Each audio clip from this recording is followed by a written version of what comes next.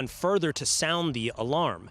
Joining me now is Senate Armed Services Committee member Senator Markwayne Mullin. Senator, thanks for being with us. Thanks for having me on. This isn't Texas. This is not Oklahoma. A little bit different. This not is Oklahoma. True. Very true.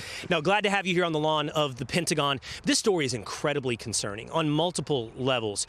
Many will point to, and they should, the administration, the people around Joe Biden in covering up what we just heard in that tape. We'll also point at the media and say how you participate in covering this up. But I also wonder if Special Counsel Robert Hur had a greater obligation to sound the alarm about Joe Biden.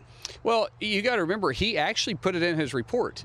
I mean, when he actually said that he feels like the juror would find him incompetent, essentially, by saying they would see this guy as a failing memory and would take pity on him, which is why they chose not to bring the charges to him. It's interesting, though, the timing of them releasing the cancer, right? I said this while we were talking kind of tongue-in-cheek a while ago, but it seems like since her tapes were released, they were like, hey, wait, maybe a good time to distract the American people and talk about his cancer, because we know that cancer's been there for a while. And then when you start talking about the tapes themselves, I think as a special counsel, he went as far as he could.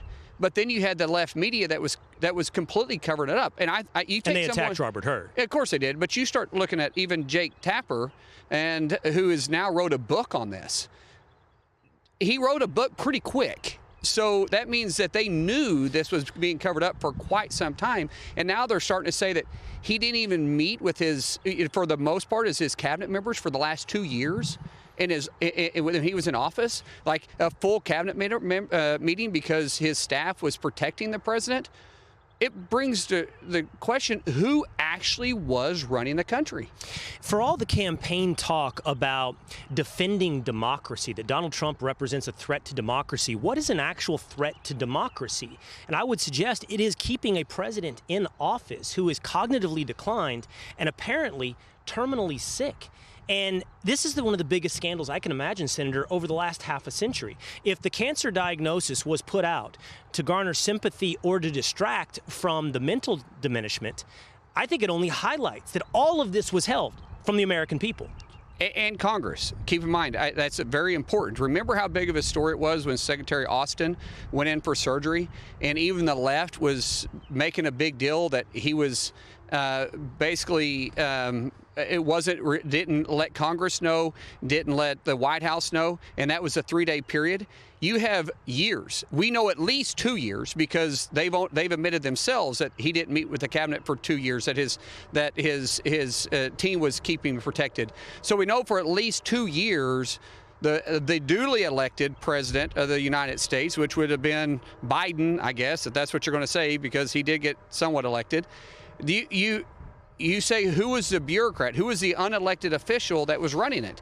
That is a major cover-up and a major concern, because who was taking the daily briefings? Who was in there that was actually receiving the briefings at the time, that was making the critical decisions that you and I both know have to be made on a daily, not if an hourly basis? And you got essentially an incoherent president run the United States? It's incredibly scary. It's incredibly scary for America. Yes.